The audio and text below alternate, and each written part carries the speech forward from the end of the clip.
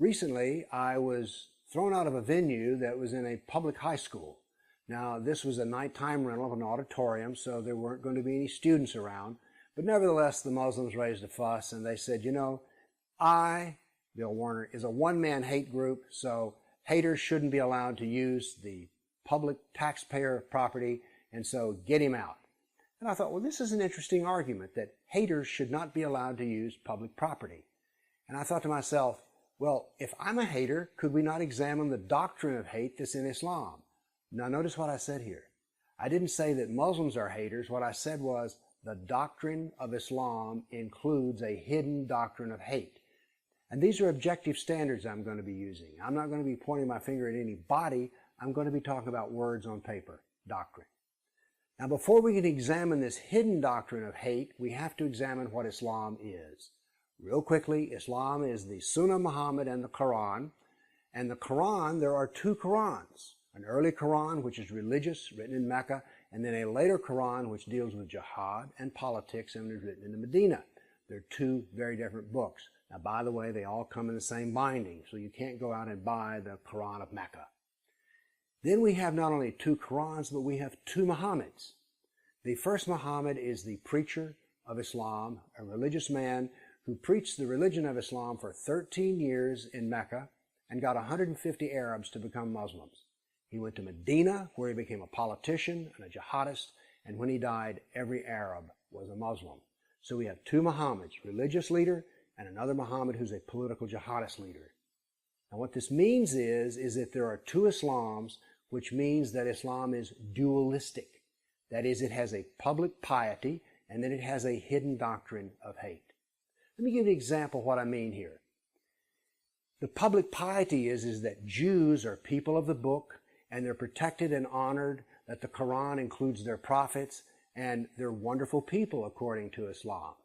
Well, kind of. Because you see in that early Quran written in Mecca, there's very little Jew hatred.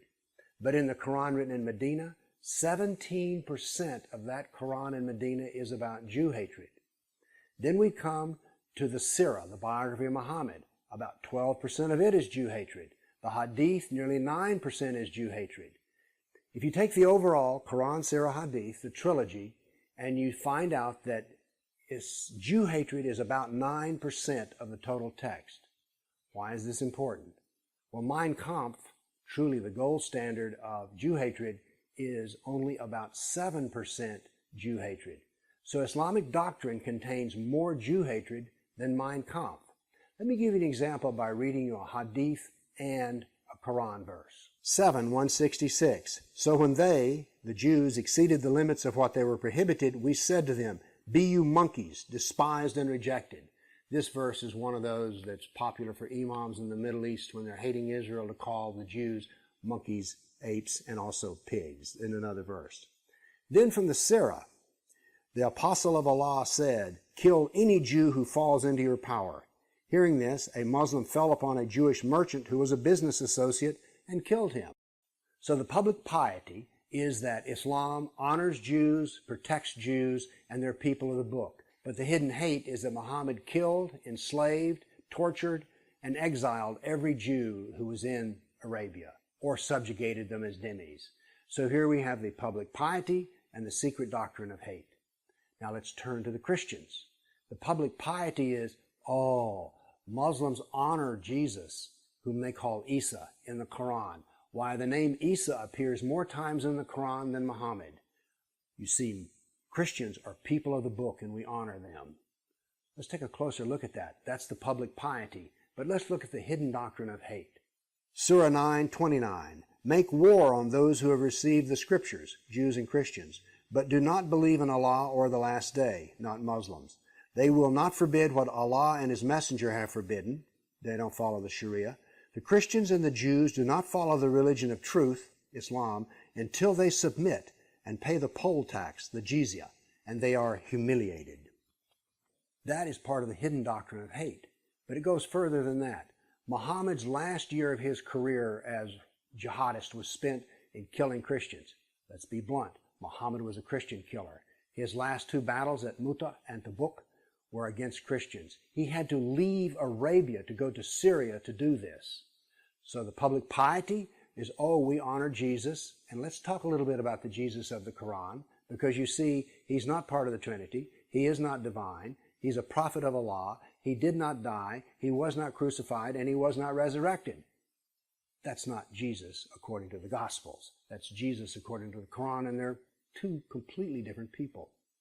So the public piety is, we love Christians, but the secret hate is, or the hidden hate, is that we're not telling you the complete truth about Jesus, and Muhammad, let's face it, was a killer of Christians. Now let's take the idea of jihad, because what is the public piety? Islam is the religion of peace. But what do we find? That 21% of the hadith are about jihad, 67% of the Sirah is about jihad, and the Medinan Quran is 24% about jihad. Now there's no jihad in Mecca. That is part of the thing you will hear about when they want to be publicly pious. But jihad has killed over 270 million people over 1,400 years. There's been 1,400 years of jihad. So the public piety is religion of peace. The hidden hate is that Islam annihilates all other civilizations. Now let's take another public piety. Oh, Islam honors women. It treats them well. Let's take a look at this. It surely doesn't treat Kafir women very well, because there is a doctrine of rape contained within Islam. Let me read you some of that. From Bukhari, receiving female slaves as shares of the spoils of war, we would practice coitus interruptus with them to avoid unwanted pregnancy. These sex slaves would later be sold, and they didn't want to be pregnant because they brought a lower price. We asked Muhammad his opinion, and he asked us 3 times, do you really remove yourself? Notice he didn't say stop raping women. He then said, no soul that is not preordained to exist will be created. From the Quran, 4:24, all married women are forbidden unto you, save those captives whom your right hand possesses. Public piety, Islam honors women. Hidden hate, there's a doctrine of rape within Islam. Here we have the two, public piety and doctrine of hate or hidden hate. Now remember, I started out talking about who should use public spaces. I am not going to use this doctrine of hidden hate arguing against Muslims being able to use public spaces. Indeed, I think they should continue to be able to use public spaces with one proviso. If you're going to rent a public tax-paid space, I think that half of your presentation time should be devoted to honest questions, public debate from the floor, and I think that people such as me should be invited in. Why do we need a fascist state determining what should be heard by its citizens? That makes no sense. We're bright enough. We are as intelligent as these authorities and so-called public servants who are censoring what goes in and not in our public spaces. I believe in a robust free speech. I believe that we should all be able to use the public spaces, but that half of our presentation time should be devoted to debate. So that's where we are. I don't care that Islam has a doctrine of hidden hate. I just don't want them to be able to use it and not defend that. Thank you.